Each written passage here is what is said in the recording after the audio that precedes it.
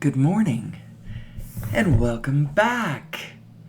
The show is Who Am I? And I am your host, Amelie Starchild. I'll be with you for the next hour and a half, 2 hours, as we fly through the universe on the wings of ideas. I call it flying, actually. I've called it flying, well, I conceived of it as flying before my children were born, but it was really set into stone. About 20 years ago, we started calling this flying when I started doing it with somebody else. There were times when individually I could take off on a flight of idea thought. And the idea of taking off and landing, getting back to Earth was already in my mind. But then the girls and I started doing it. As a matter of fact, every Sunday morning, one of my daughters and I, we had a ritual of going out to coffee and breakfast and spending a couple hours with each other. It always started with lots of hope and optimism, and it was wonderful in between, and it almost always ended up in a fight by the end of the morning. So interesting. Every single Sunday. It was a beautiful thing. Beautiful thing. So who am I? Who am I? That's the question of the day. It's the question of every day. We sort of toggle back and forth between the who am I that's collective, mutual, abstract, and in common, the part of the equation that we have in common with one another. And then sometimes I drift off like I already did. I already started off, adding personal touches. Who am I? Because you'll want to know why the hell you should listen to me. And you should listen to me, but you shouldn't just listen to me. Listen to your own heart. At the end of the day, this message is that we are all... What would be the whole total message? We're all responsible for this. And we're all capable of, accomplishing whatever we need to do. All these words are inadequate. I can hear judgment. I can hear it all depends on how you translate what I'm saying. And if you're coming from your world of judgment, then the words are going to land different than what I mean them. Let's establish the space before we go any farther. One of the main precepts of the Who Am I show is a field of non-resistance. We are not pushing back against anything. We're not pushing back against any thought. Not pushing back against it. You recognize it's there. If it's poison, if it's harsh, if it's unpleasant, if it's a frequency you don't like, if it's something you don't want in the world and you don't want in your life, when you spot it, when you feel it, when that feeling in your heart goes anything to the negative side, you're starting to feel the vibrations of negative emotion in reference to that thing. What I was going to say, and I'm not sure exactly how it will land, if it's hot, don't touch it. It's like don't push back again. When you push back against something you don't like, the pushing back is touching something hot. It's not just hot. It doesn't just get hotter as you touch it, it multiplies, like the objects in Bellatrix Lestrange's Gringotts vault. They get hot and multiply. And that's exactly what the act of resistance against things that you don't like, that's what happens. And so you don't resist them. You don't accept them either. You don't from your own side, pick up that vibration that you do not like, and then go out into the world and try to wage war against it. So those things that you don't like, those people that you think, now, if you have a loved one or something in the moment that you are protecting from physical harm in a knee-jerk moment, you can, if you have the immediate impulse to act, to help someone in the field that seems to be coming from a negative emotion, like fear, or whatever. If it's like, boom, on a fight or flight, it's coming from your mammalian brain on an impulse, you may have to follow it. But any thoughts that spin out of your negative mind have a poisoned element in them and cannot be completely taken seriously. There is an aspect in the real world where the negative impulse has a place in reality and has a rightness, has a correctness. But as far as spinning thoughts out from that negative place, that's where I think that you can't do that. I think that thought has a momentum, and a poison beginning begets a poison, even if it's just a thread of a poison. Well, the thread is the idea of keeping that threat alive, and you have to build this institution that gathers momentum and gathers momentum and gathers momentum. And after 100 years, the institution, in a way, is more of a danger to the field than the thing that it was there fixing to begin with, the medical institution or whatever it is. But the other thing that it is it's an organizing force. Everything we do is an organizing force. And the spirit that you're riding on as you organize for whatever intention that you're doing, that's the seed that you're planting that organizes us. And given time, these things lattice. We link and spread and gather on and, pile on and pile on.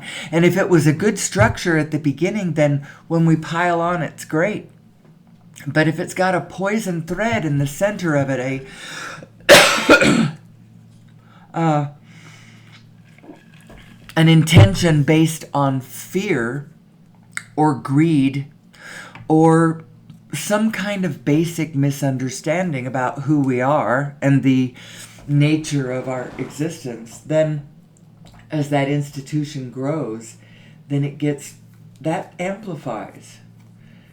I think that all of these words that I'm saying this morning are what explains the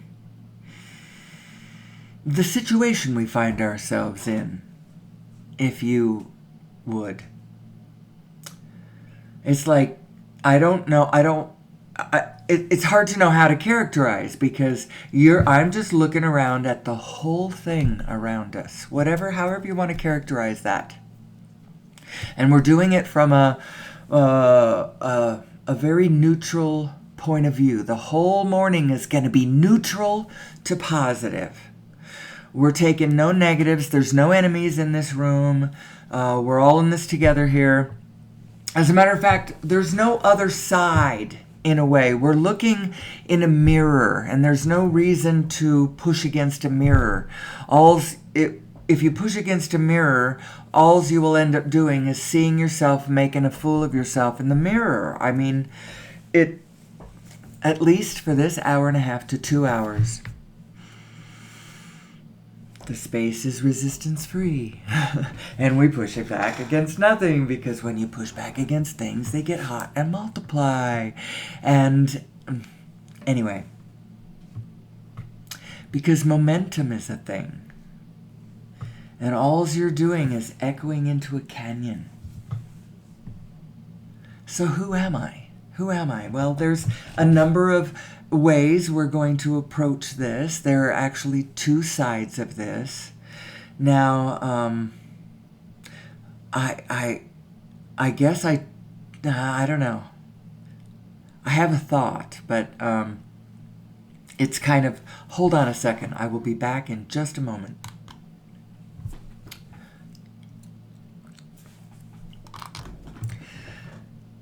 So there are two sides to this equation. Who am I? And actually, there's more than just two sides. From my physical agenda, there's two sides.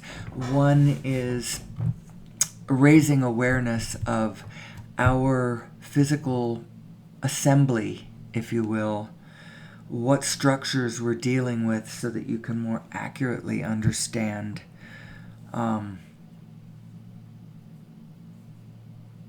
how your own particular equipment functions, what your emotions mean. It means, your emotions mean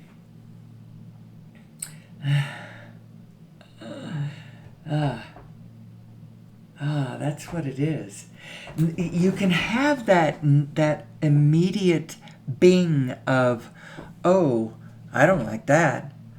But your ground state of being could, should, and would always be. So it's like, if you understood who you were, that you were a creature whose consciousness, if you could hold it in the positive most of the time, you would fully realize who you are. Because that's the one that you are when we pass on, whatever positive self we were, whatever love we were conscious of, whatever desire we pursued and achieved.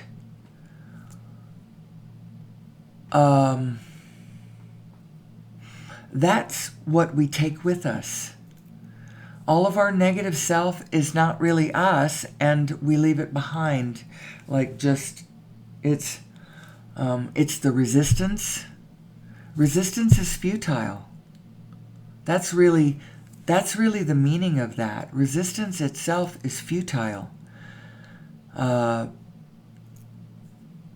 The answer actually is in, ultimately, I understand that sometimes people get their tail in a crack, and in a moment of physical reality, some resistance is required in order. You have to push back against something, and then the story ends and all is well. But in general, resistance is not the way. The way is to find the flow. To find the leaping impulses from within your loving heart, and focus on whatever those things are. What do you desire? What do you prefer? What do you enjoy? Focus on that. Care about that. Birth it into the world, and make the world a better place for all of us. Birth that thing that makes you happy, and it'll probably make us happy too. Especially if we come at this all the time. Every time you make an action in this world, just softly know that the winningest position is the win-win-win-win-win-win-winest position.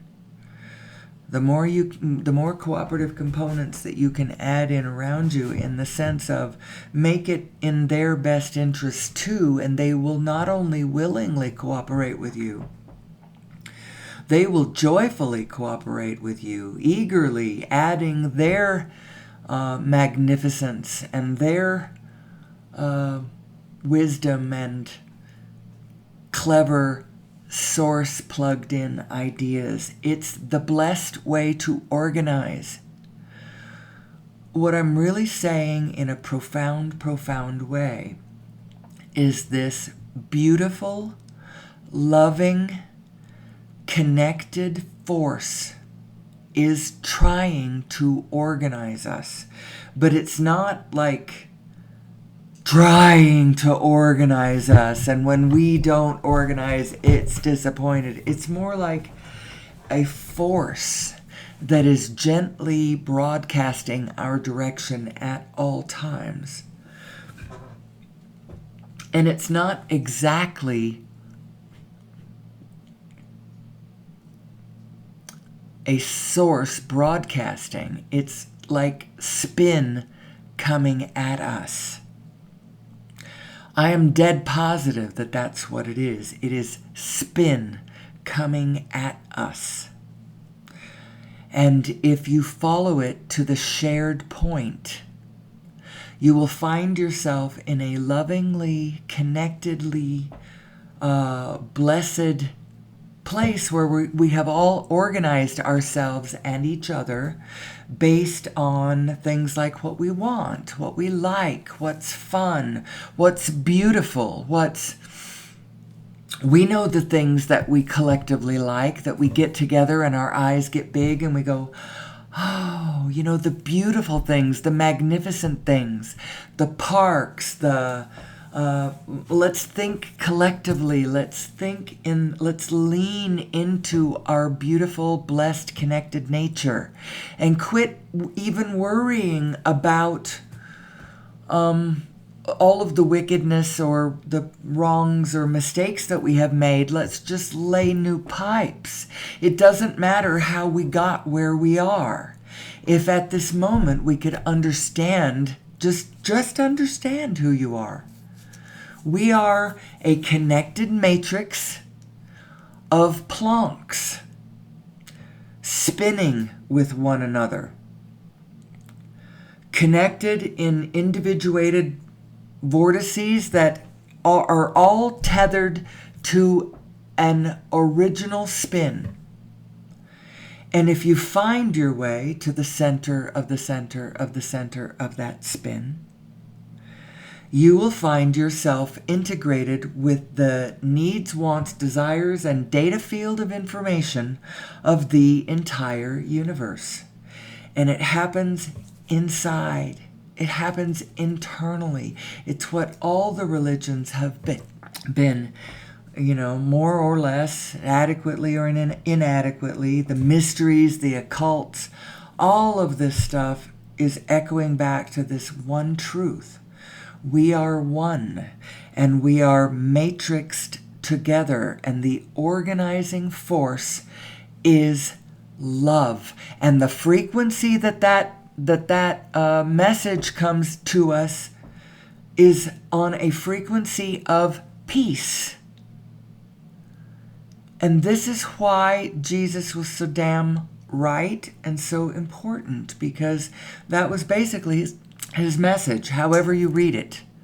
Whatever you think the meaning of, the magic and the resurrection or, whatever, his ultimate message was we should organize ourselves along the frequency of peace, and love is the organizing force. Now, you don't have to go straight to love. Go to what you care about.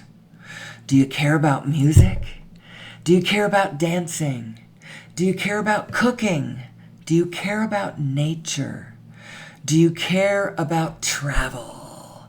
Do you care about taking care of your grandkids? What activates your loving heart, your desire, what do you prefer? Who are you? Who am I? You got to ask this every day. What am I birthing into this world? What am I connecting to with my consciousness? Who am I?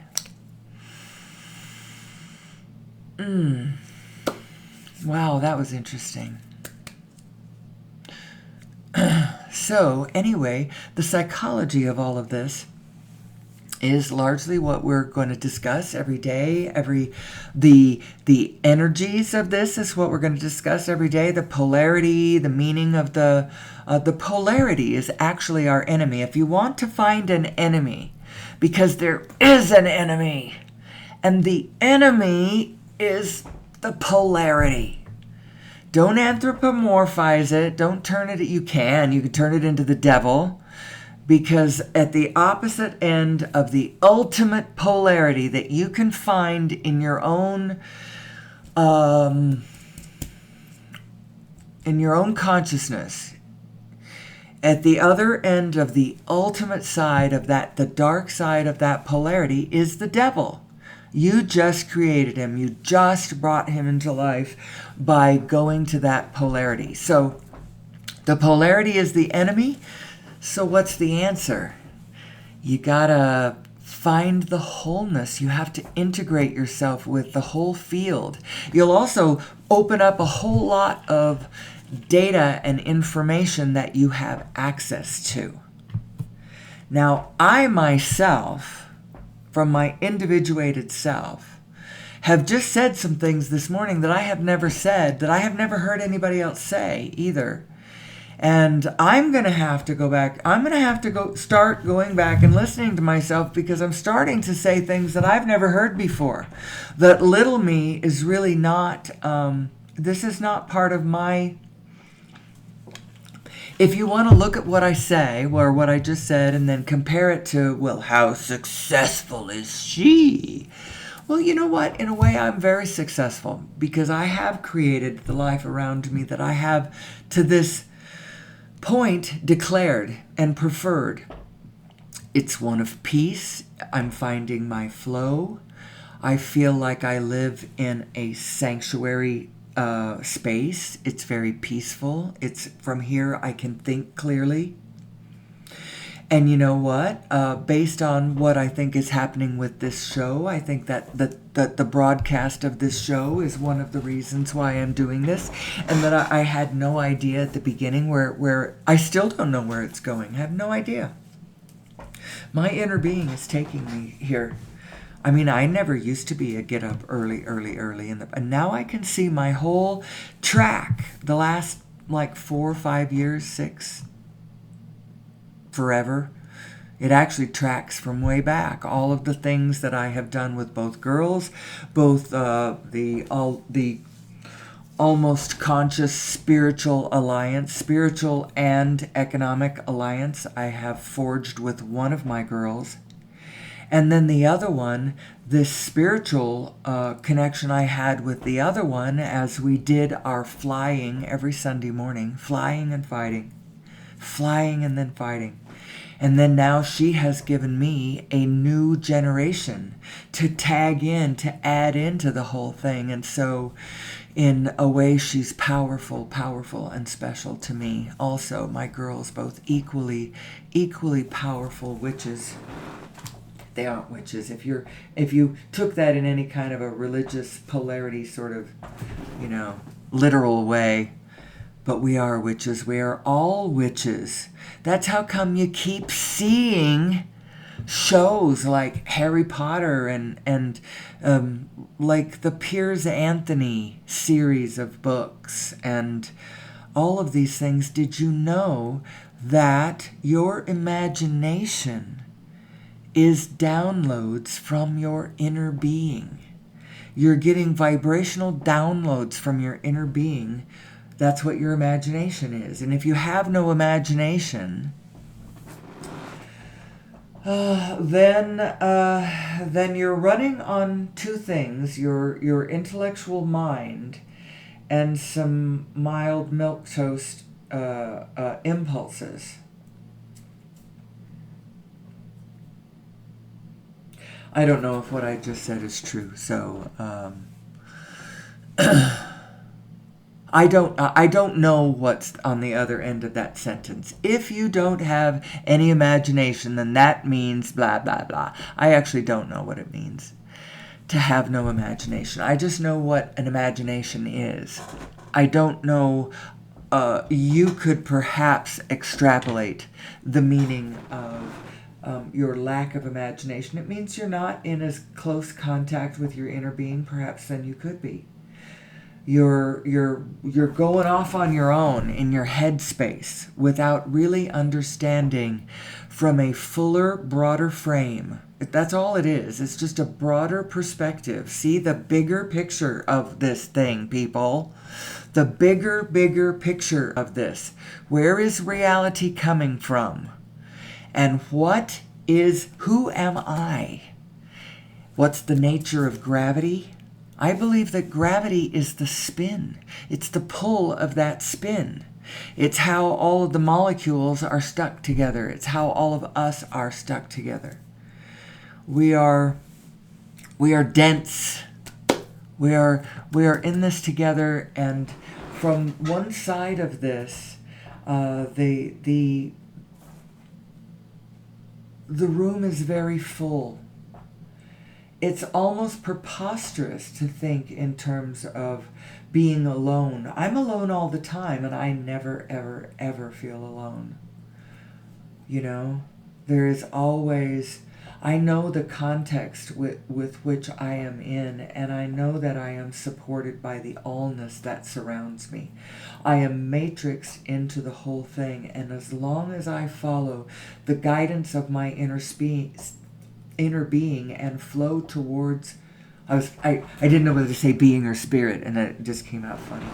Anyway, as long as you follow the guidance of your inner being and follow the impulses to peace and flow and not resistance. You're not looking for resistance. You're not looking to be actively pacifistic either. The idea is to, instead of bothering yourself with focusing on the things that bother you, it's almost like the great Western civilization way. Focus on what bothers you, and then you will get better from it. And quite frankly, it doesn't. Now, my husband is having back pain, and it remains to be seen how much focusing on what's bothering him is going to help fix him. Me focusing on it might help.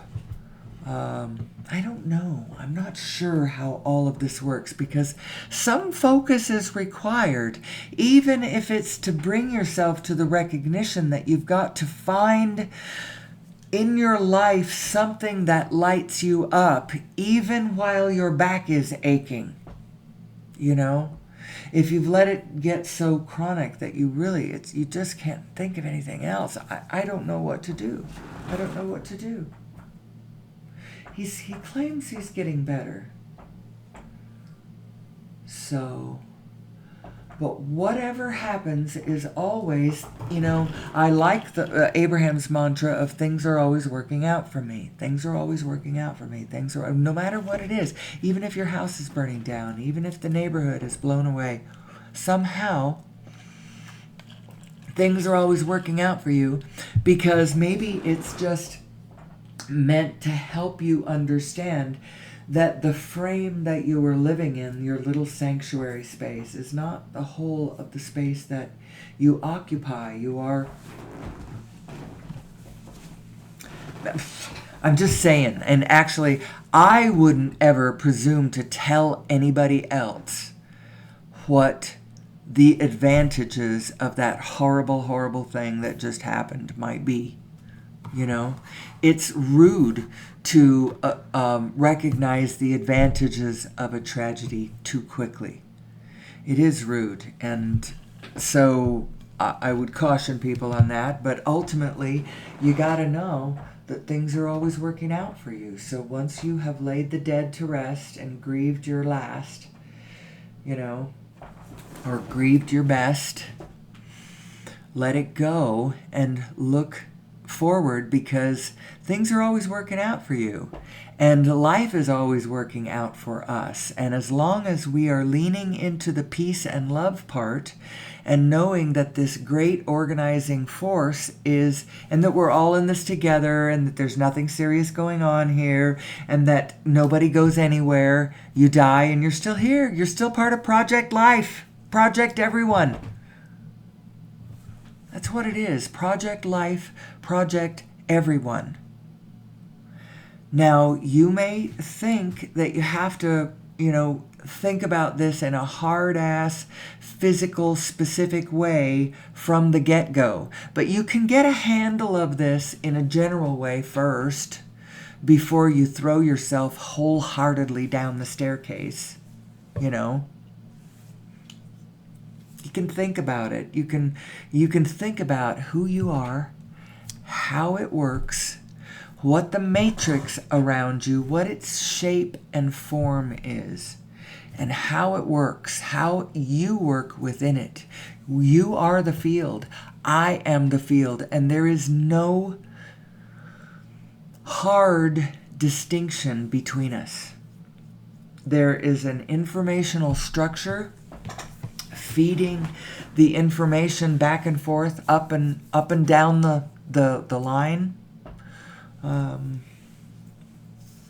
So I got to find my way this morning.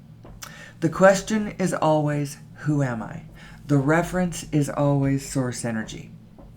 My husband brought something forth to me yesterday, and I haven't quite decided how to take it yet. I know ultimately I have to take it as things are always working out for me. But it had something to do with it's somebody's idea about the unification of quantum physics and cosmological physics. And it seems to have elements of what Nassim says. But it doesn't. I didn't see the spin in there. I did see it all as Planck's.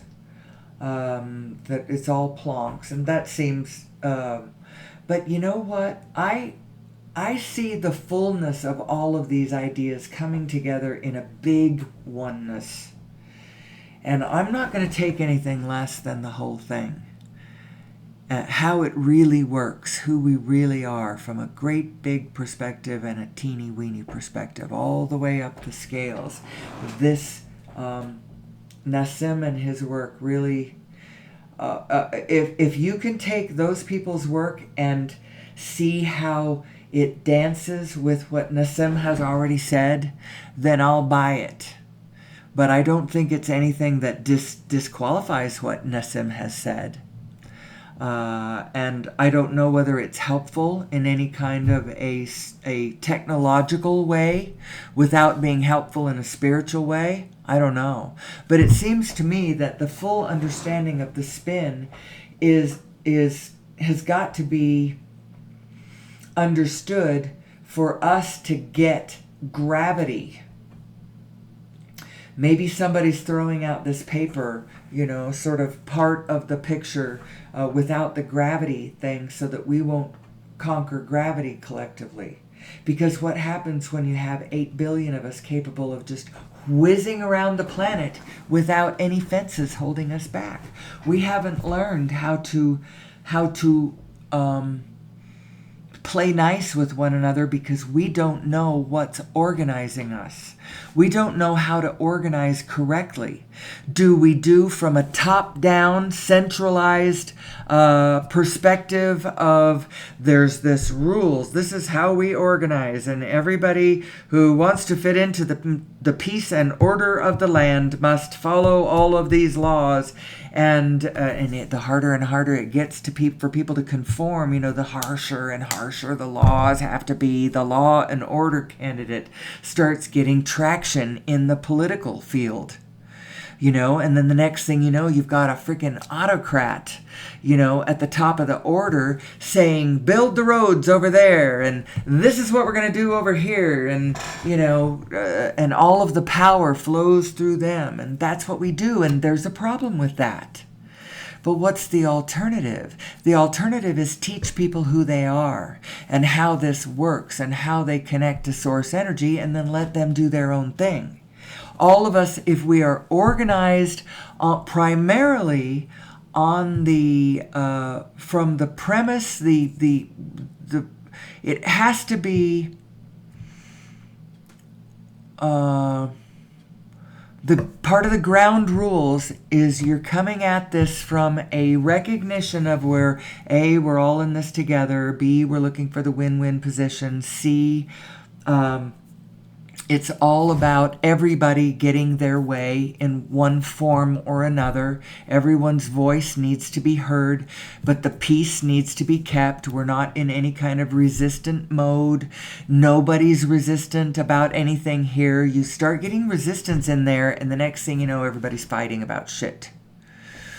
No, if everyone understands the general organizing forces are love and peace, and that connection is the order of the day, and that we are a field phenomenon, and if they understood the power and the effect of the crossing of your energy stream, what that actually creates, the Shiva energy, Loki energy, demonic energy, whatever you want to call it, whenever you let your negative self drive the car, when you start spinning out thoughts from your negative side, which is not really you, because your real you can't even do that. That's one of the blessings of your being in this physical body, is that you can do that. The fact that you even can go negative is part of the blessing of the negative of our design.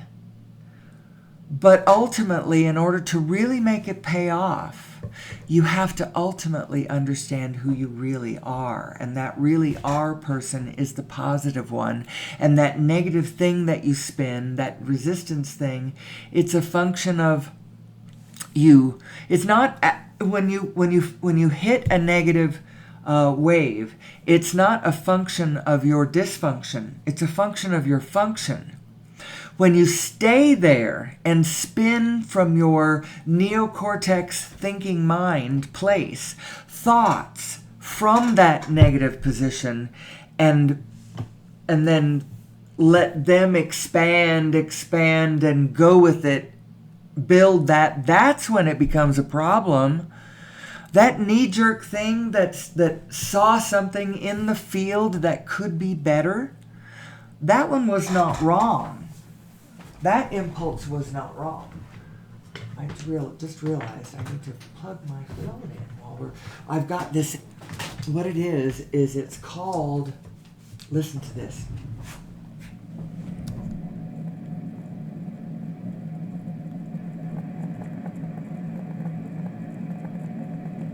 The ultimate white noise. What this is, it's called, let's see, what is it called? It's called Starship Sleeping Quarters. Sleep sounds, white noise. 10 hours, actually. Very cool. It is like the ultimate, since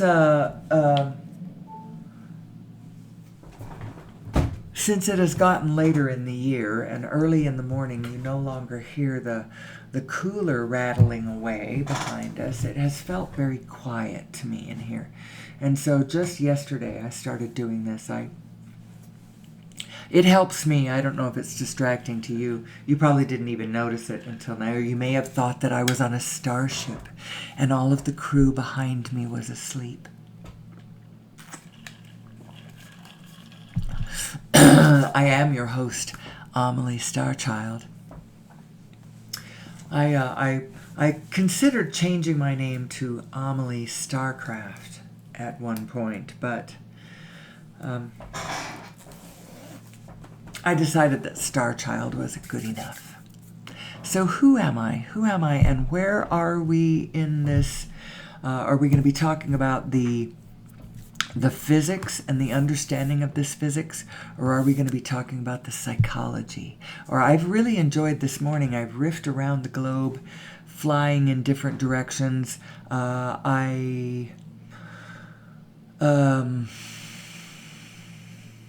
cleared the space a little more intentionally than I usually do. Sometimes I just kind of fly into it with a sort of a vague understanding of where we are and what we're talking about. We are coming from the non-resistant, all-loving, all-connected platform of humanity. We're sort of in the universal consciousness space. Everybody knows how to get here. Everybody has been here over and over and over and over. And you come here many times in a day and don't even realize it because you're focused very hard on the physical specifics of the rolling form around you. But you've got to know that the rolling form around you is ever so much bigger than what you are giving it credit for. Your little tiny space and your imagining of your space is large. You live in a very large universe. It is true. But you are not likely anywhere near adding in all the other billions of lives from the inside, their worlds, how they have constructed them. Look at your own life. What is your own life? I mean, you look around you, it's the objects around you in any given moment, yes.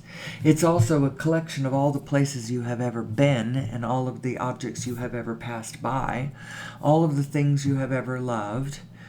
It came at you in a specific order. You have particular parents. You went to a school or didn't go to a school. You were beaten or not. You were from this country or that one. You're this color or that color. You're this gender or that gender or some other gender. Or you're old or you're young or you're on the way or you've died or you're whatever. There is so many. And we're likely not giving it credit for being as expanded as it really is. The universe is enormous. And you have to add in and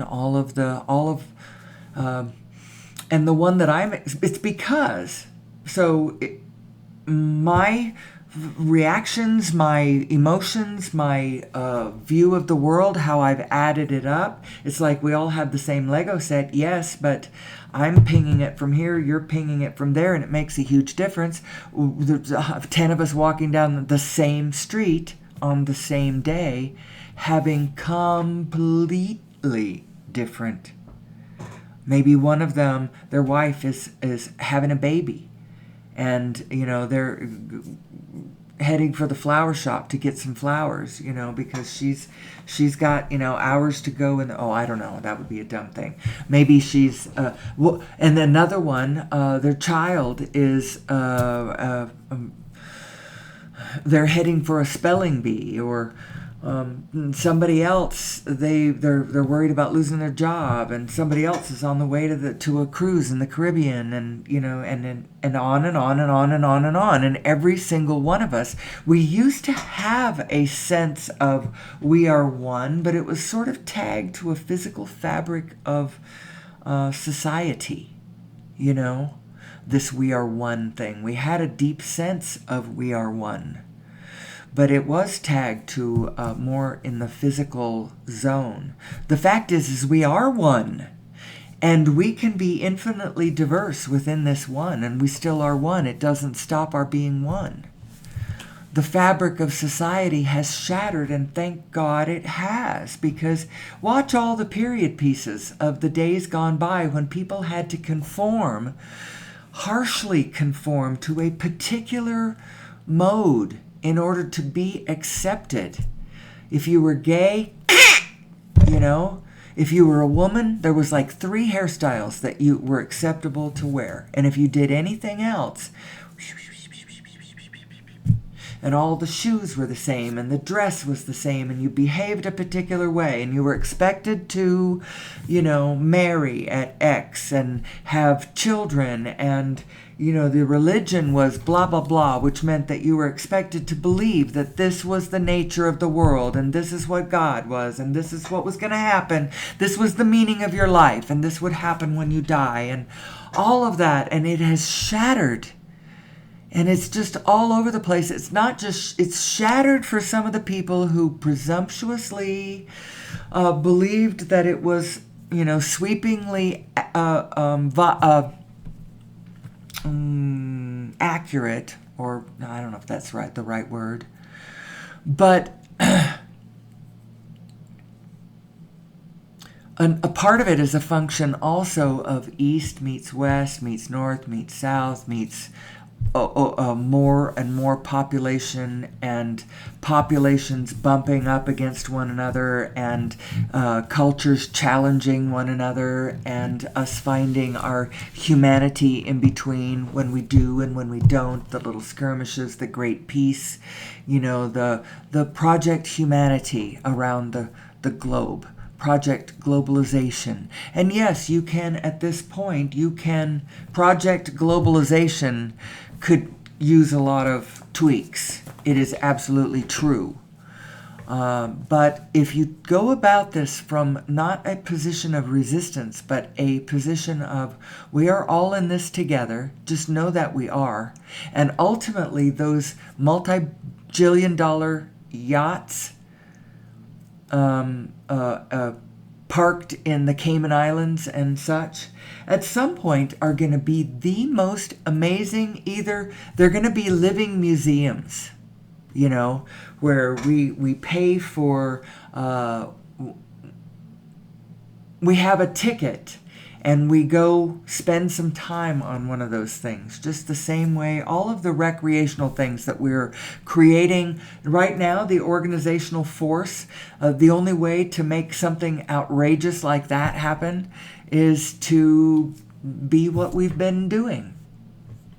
At some point, we're going to realize how all of this has worked out for us and will continue to work out for us as we all come back together, realize who we are, start playing nicer with one another from every position on the board.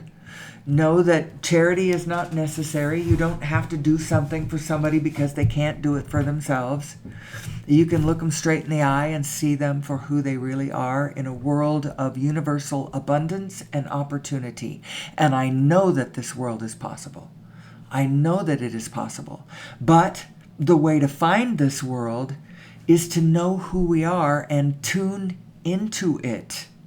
Tune into that world if you want to participate in that world. The ones who want to stay ornery can stay on the ornery frequency.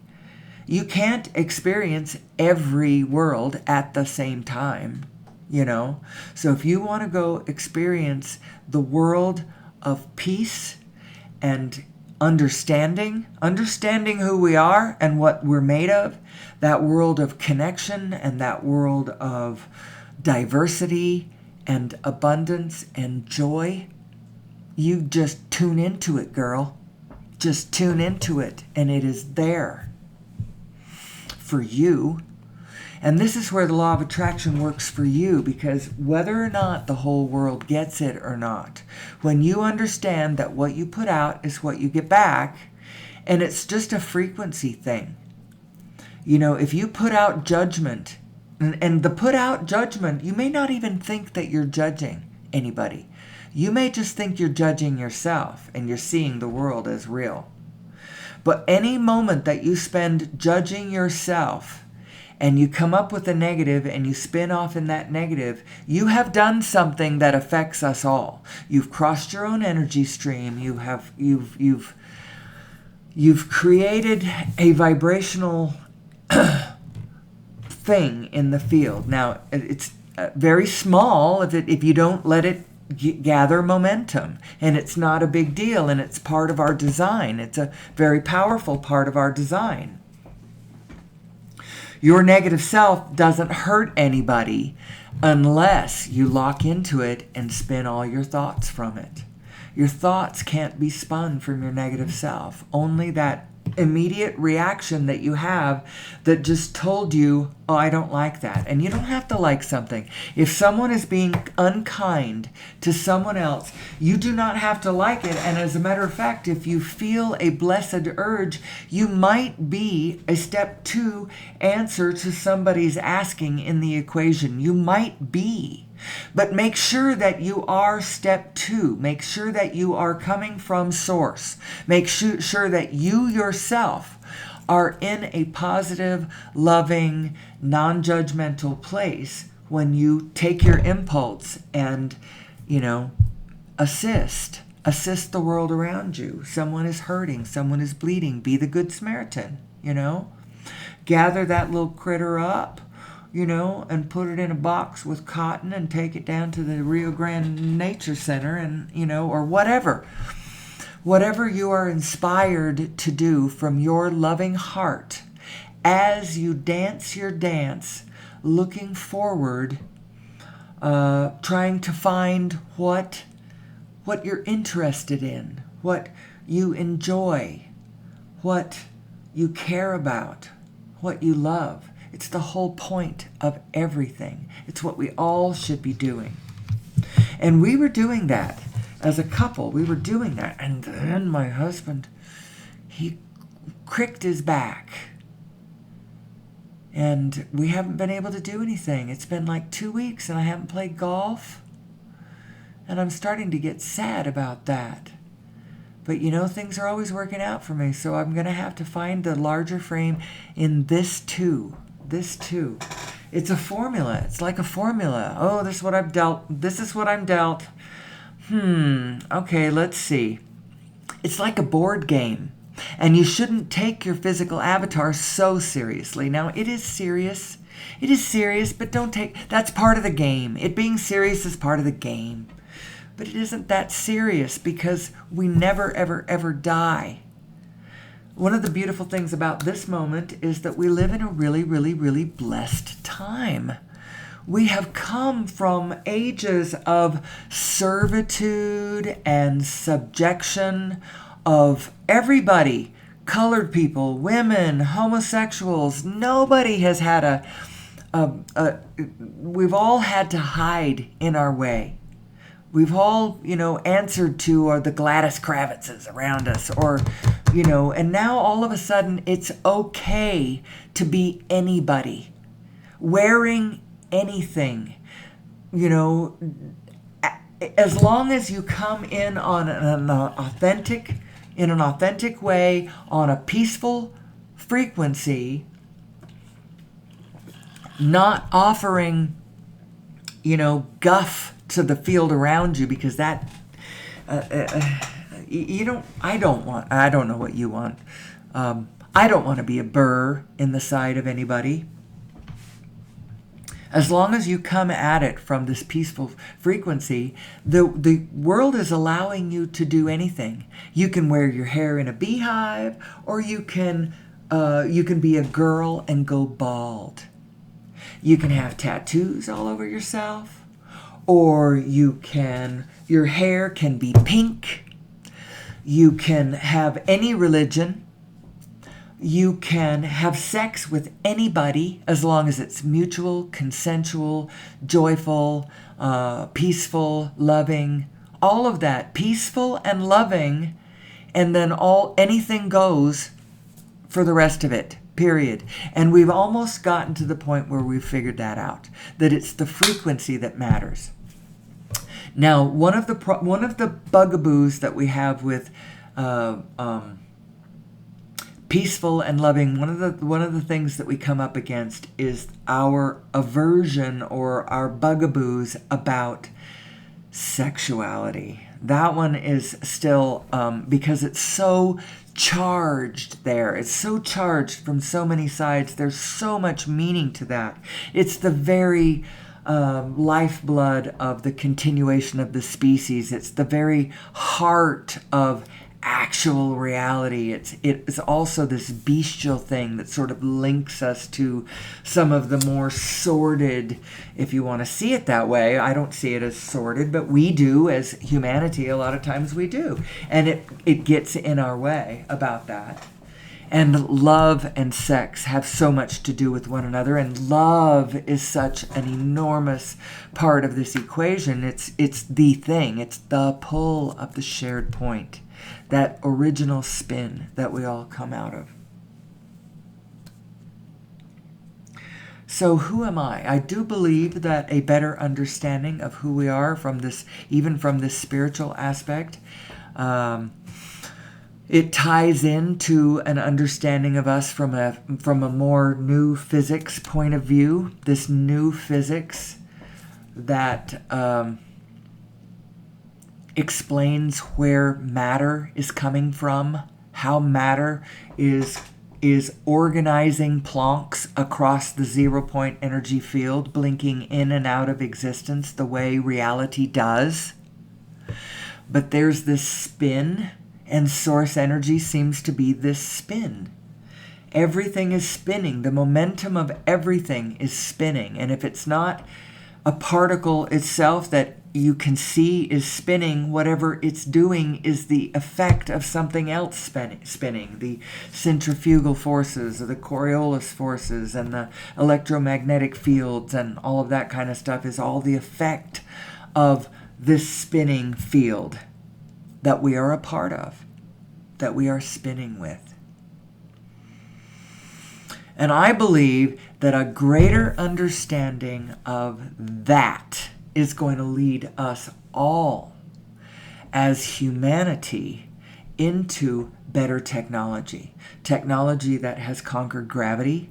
But I'm not dewy-eyed.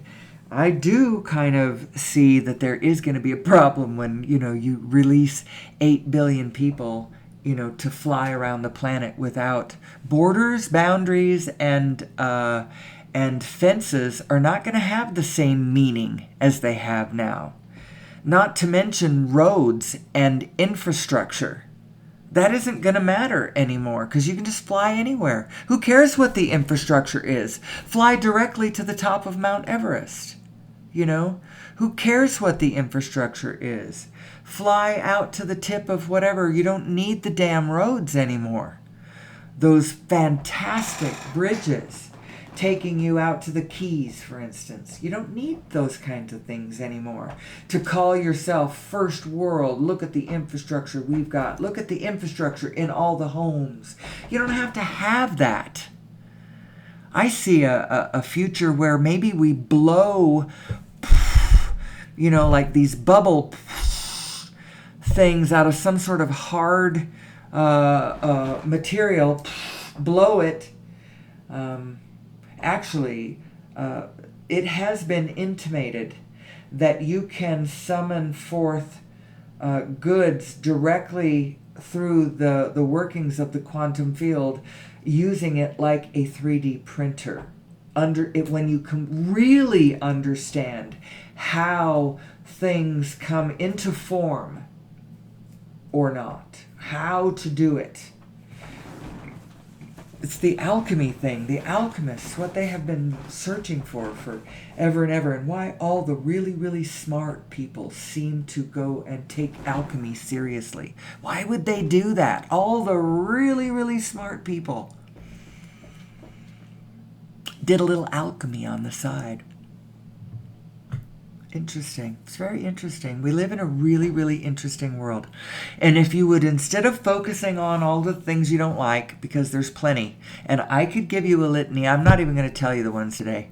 If you know the show, you know my brief list of all the horrors that we need to fix. But it's not just that. There's scarcity. There's a scarcity that I don't believe is natural. We're creating it. We're creating this abundance of lack. And if we would understand who we were and how it worked a little better, I think we could create an abundance of abundance. Lean into beauty and flow and non-resistant thought, and don't push back against things. The polarity is the problem, people. A little bit of it you experienced in order to understand the density around you and the rules of the space. But don't get carried away with it. Don't get carried away with it. It's only this particular physical form that you are inhabiting at this moment. It's only that is temporary. The rest of you is permanent. And you can come into a form very much like that, although it won't be exactly like it, because everything winks completely out and completely out, and then completely back, and then completely out, and then completely back. And through your focus, you guide it to what you desire, to forms that you more prefer. And it's designed to keep changing, changing, changing. Everything changes except for the laws. There's nothing you can do to change that. That's part of the winking out and winking back in, and your focus being what's holding it wherever it is and guiding it to wherever you want it to be. So even if you tried to clone yourself in the future, it would be very difficult because, your parents aren't the same. They aren't going to be the same. You're going to be different. You're going to be born from a different mother. And the times that we are living in are changing so quickly that it won't be an expression of someone, growing up or being a boomer in the age of the 21st century and this particular moment in time as we transform, as we up level, as we come into a greater understanding of who we are, as this informational network that is the universe, that is learning, comes into full understanding of who we are. I mean, it's a blessed and glorious time. It absolutely is. And is it a time of great trials and challenges and wickedness, great wickedness? Of course it is. Yes, that's part of the trial. It's part of, what do you keep your attention on and what do you focus on? Well, who are you? Who are you? You're declaring it every moment of your being. Who are you? And what do you want to lean into? And only you don't have to think of it as so. Some people are so dramatic that when I say that, you're declaring that at every moment, and they might take one slight dark moment, take it too damn seriously. When you take your dark moments too damn seriously, all you do is plunge yourself into fast negative momentum very, very quickly. Stop doing that. You're adding the dramatic touch, the dramatic flair. You have to admit to yourself, hey, I like the drama. That's why I keep doing it. I don't actually want it to change. Is that really true? You might have to face that in yourself and then readjust and go, what, I really do. It seems like I have been behaving in a way that acts like I don't want it to change, when actually I do want us to be kinder, and I do want things to get better, and I do want things to get lighter, and I want this darkness on my life to lift. Well, how do you do that? You got to understand that the darkness is something you're doing to yourself when you're you have two selves. One is your conventional self and the other one is your vibrational self. The vibrational self we're going to call your inner being. Some people call it the Holy Spirit, the Holy Ghost. Some people go all the way and call that one God. They don't know. They feel these forces. They don't know what they are. But you have this inner being. It's the vibrational aspect of you. And this vibrational you, because it is vibrational in nature and not holden to any form other than you, your physical form is tagging you to this great spiritual reality that is your vibrational self. But because she's not really physical, she's connected to everything. So she wants everybody to win. She's not biased. Although from your perspective, she's like your God, your giant, your spirit, your great holy being, your connection to the allness, the almighty. And so you really should listen to her. She has your best interests at heart, and she only wants what you want. She actually is you. But you from your universal self, your universal viewpoint, your win-win-win-win position point. And that's why every organizational thing that you do that encompasses a larger frame of benefit. So make sure that whatever it is you do it for the joy, the fun, the love, the connection. You do it to help others, but it doesn't have to be like, giving blankets to the homeless, not that overt. It can be something like, I'm going to help others because I have this great idea to start a business. And I think that it can employ half a dozen other people and give them a really good, beneficial life doing this really fun thing that I think is going to catch on. People are going to love this because it's really cool. When you get in touch with your own source, when you plug into your own source, one of the things that you get is all kinds of great ideas like that.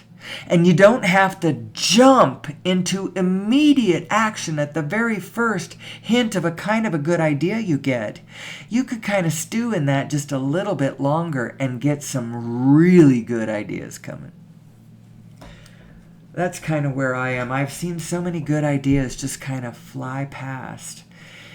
And it's like I could have handed that one to somebody. Ooh, that's a good one. But it wasn't really in my field. It wasn't something that I wanted to do. It was just a really good idea, That's what happens when you start connecting to Source on a consistent level. Now, it happens to be in my life that the truth of the matter is that I want peace, and I want ease, beauty, joy, ease, but not with it doesn't have to have a great deal of momentum. I like an easygoing, smooth kind of ease. I'm not necessarily a jet setter. I'm the kind of person where, maybe 2 big trips a year and then a couple of little ones in between. And the rest of the time I'm hanging in my own space, just playing a lot of bubble mouse, doing a little cooking, taking care of some little things around me. I don't mind this. If I connect to the greater world in an organizational way, I want it to be on my own terms. I'm not a joiner. I don't need to go out and just join things just to be a part of the group. But I also got to kind of watch out for pulling back too much as a hermit, because quite frankly, all my parents have done that. Lee and I shouldn't say anybody's names. In-laws as well as my own parents have all ended up kind of alone. But they didn't understand it, and I'm not sure they chose it, and they felt bad about it and put out about it at the end. Now, I'm kind of choosing it, so if I end up there, I got no one to blame but myself. But I think I have a way out. There are cooperative components everywhere. And there's all kinds of things in place to help elderly people get by. When I get to the point where I can't take care of myself in this big space that we have acquired and have been running,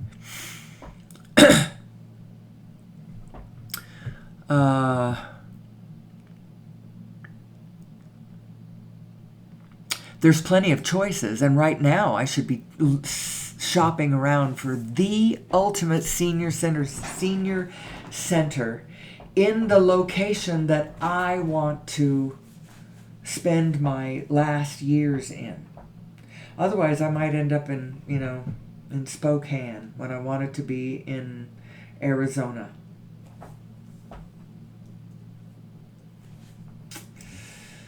Oh well. So who am I?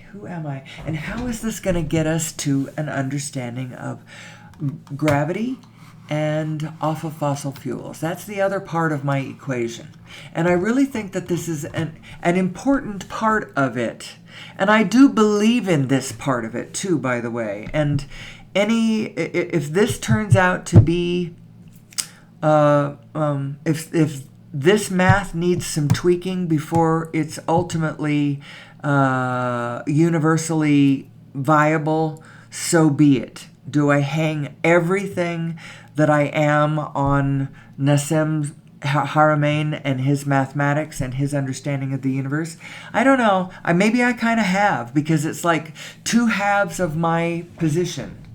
One is this understanding of the shape of the universe.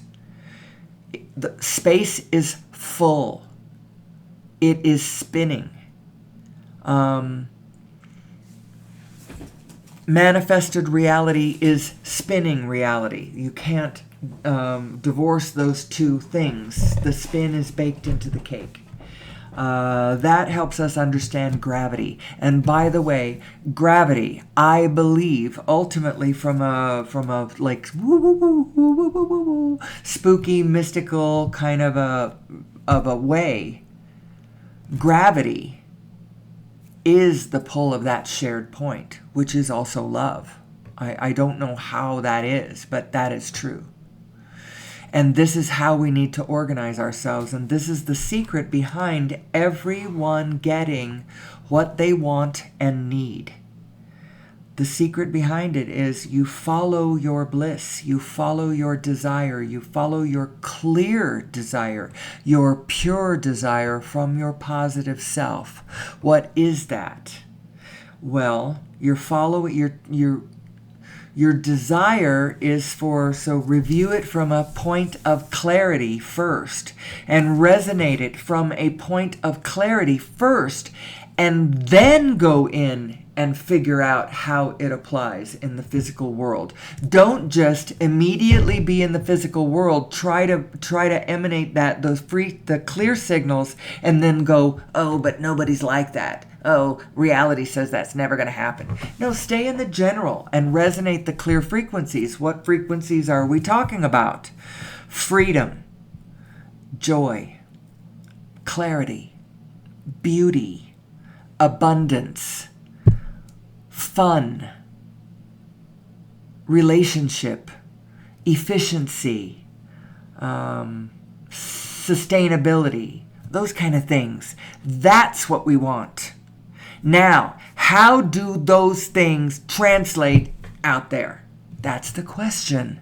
That's the question you ask as the living of your life is the asking of that question. Who am I? What do I prefer? What do I want? What do I like? What do I love? Following that will-o'-the-wisp, following that guidance. That's what your life is all about. And that's why the question of the day is always, who am I? Who am I? Why am I here? What's the meaning of my life? How did I get here?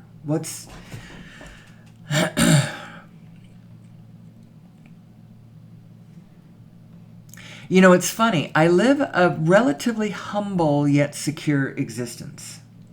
Now, I know a lot of millennials would look at my home and my acre and a quarter of irrigated land on the Middle Rio Grande Valley and say, that's not humble. That's not humble, sister. That's living large, you know. My 2005 Toyota Corolla, which, by the way, is the greatest buy I have ever had. She has cost me practically nothing for these almost 20 dang years. Well, no, I haven't had her for 20 years. She's almost 20 years old. I bought her in 2008 as a used car.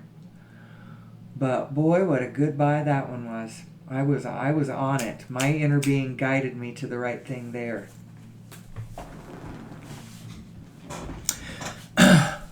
But you know what? Maybe it's better that I live a humbler existence. These days, you're almost not taken seriously unless you can role model, demonstrate, the living large that everybody else wants to be. The bling and the jet setting and the, manifest whatever you want, whenever you want it. I got hundreds of thousands of dollars in my bank account, millions of dollars that I can just, wink up. I don't know. That's the stories that people seem to respect, but I feel pretty good about my life. I have good, solid relationships with the only people that really matter. I have the other relationships that I have with other people are only linked in affectionate and positive ways. At some point, they may come back into the picture as cooperative components to I don't know what. Who am I? I have to ask this question all the time myself. I have to come down out of this show where I do this thing where I'm kind of far away from myself in a way. It's crazy.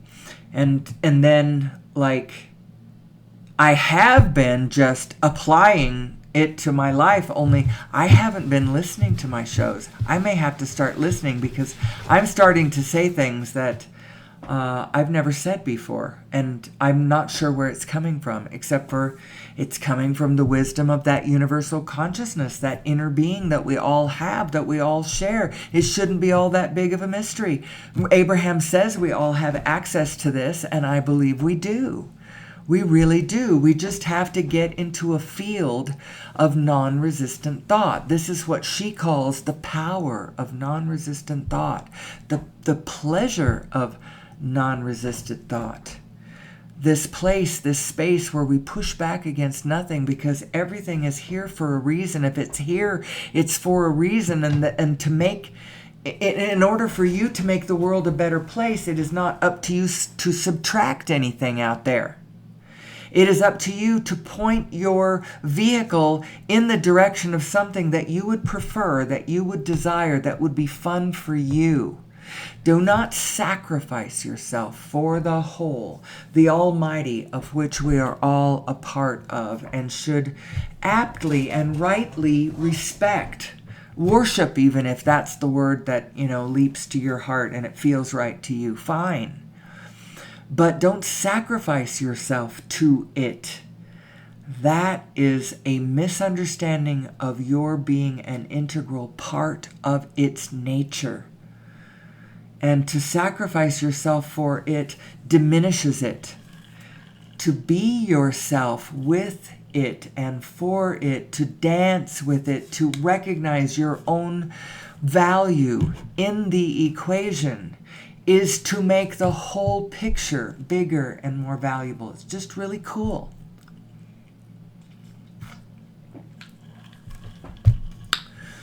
So, what does this mean? You might be in a position that you cannot change because you're looking for a path of least resistance, and immediately quitting that job you don't like or moving away from that place that you've gotten yourself into may not be the path of least resistance.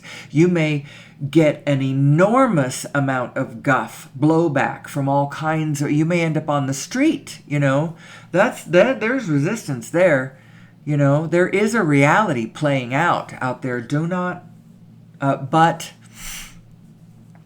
it just makes it really more powerfully important that you find the clear path to this and have a clear understanding of who you are and how your vehicle of physicality functions. You have your physical, conventional, expirational meat self, your HBV. And your HBV consists of the meat vehicle and this inner being, your vibrational aspect that is in touch with all things. This vibrational aspect that is eternally you can only be positive. You in your small self, you're the only one that can go negative. And that's the meaning of your negative emotions. When you feel them, it's because you've taken a thought that your inner being disagrees with. I wouldn't disagree with your inner being. I wouldn't go anywhere in my thought without my inner being anymore, because that's where the problem is. Keep your inner being with you. And when you do that, you always feel okay. It's okay to be in this world because I'm here forever and ever and ever. My intentions go on and on. I'm connected to all things. And it's all peace and love. What's the problem there? There is no problem there.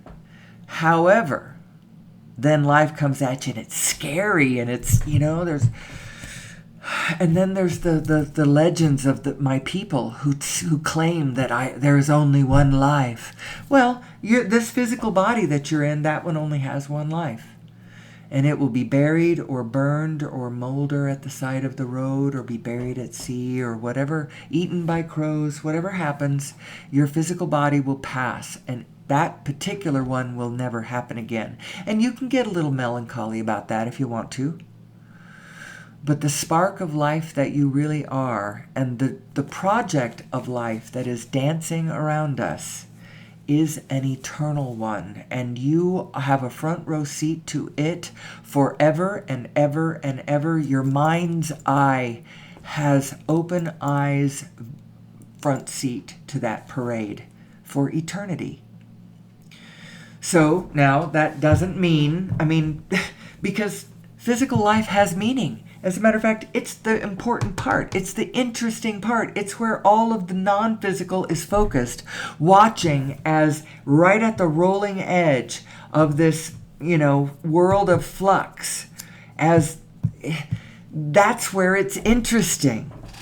And so that's where all of non-physical is. They aren't, off, playing harps in another room. They're right here with us, right here on the front lines of the rolling physicality. Because that's what the project is.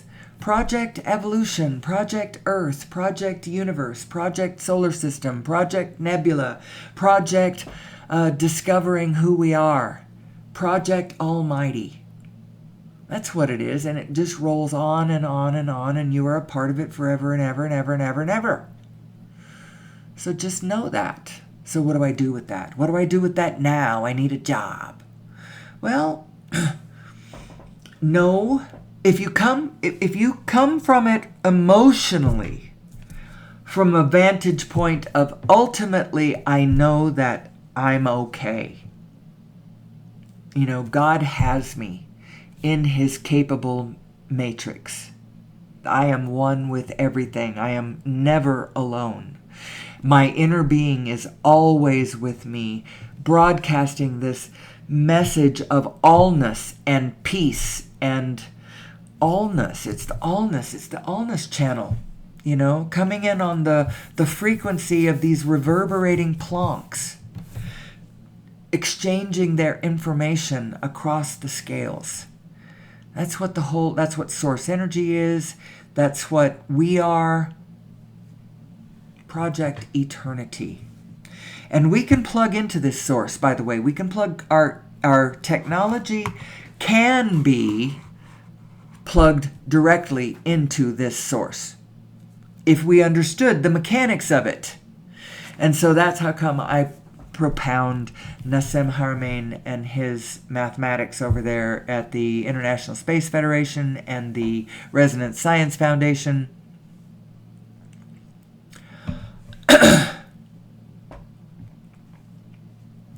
However, that is not the only way, because there are such a thing as over-unity devices. An over-unity device is a device that will put out work for us, put out more energy than it takes us to run them. And there are different ways that people have figured out these clever devices. One guy had his tuned into the magnetic field of the earth, the electromagnetic field of the earth. It's a powerful thing. It tuned into a frequency, and he had to tune it, and then and then it just put out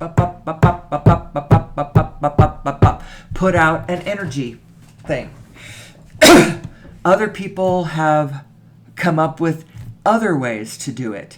Every time that anyone in their gullible naivety has tripped over to the patent office of any country to patent such a thing so that nobody else could steal this from them, they have found them, and most people who have come up with devices like this have been the kind of engineering mentality, don't have the kind of mentality to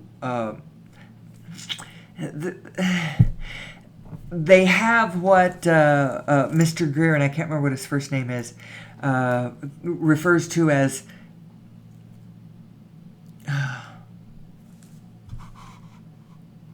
crazy inventor syndrome. Is that what it is?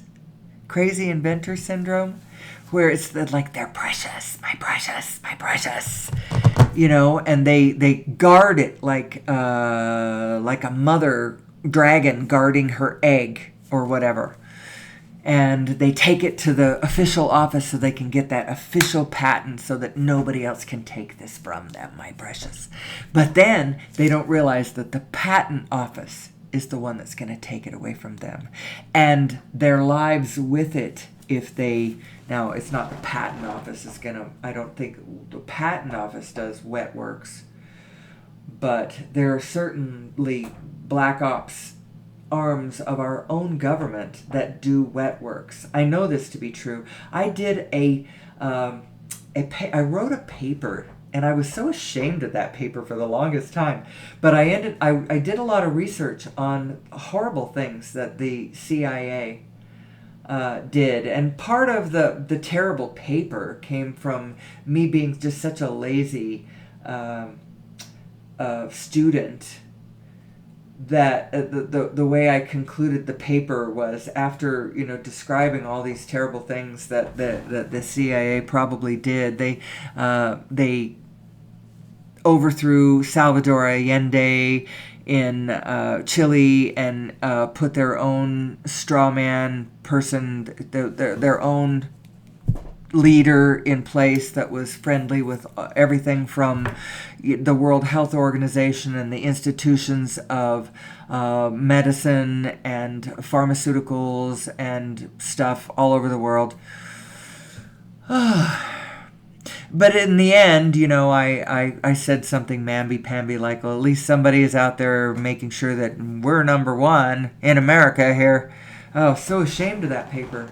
But I did do research on this, and I'm not naive about, the nasty, terrible things that our own government has done through the years. It's because we are human beings, and we are not the good guys, and they are not the bad guys. We are all the good, bad guys.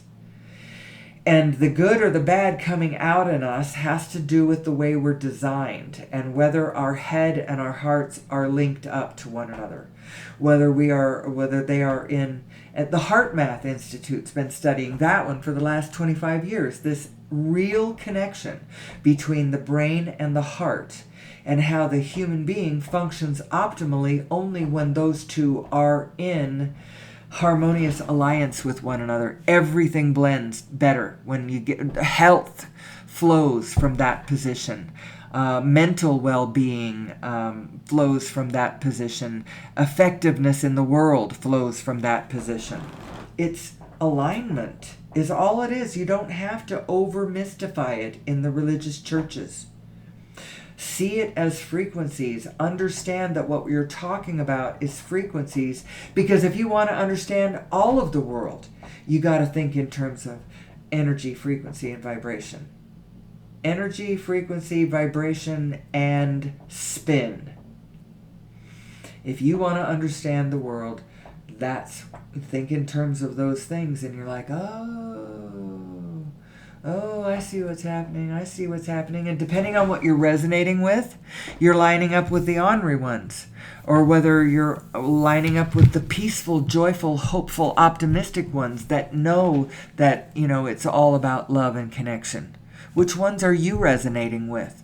Because that's where your impulses are coming from, how you are resonating. What are you broadcasting? It's determining what you're receiving.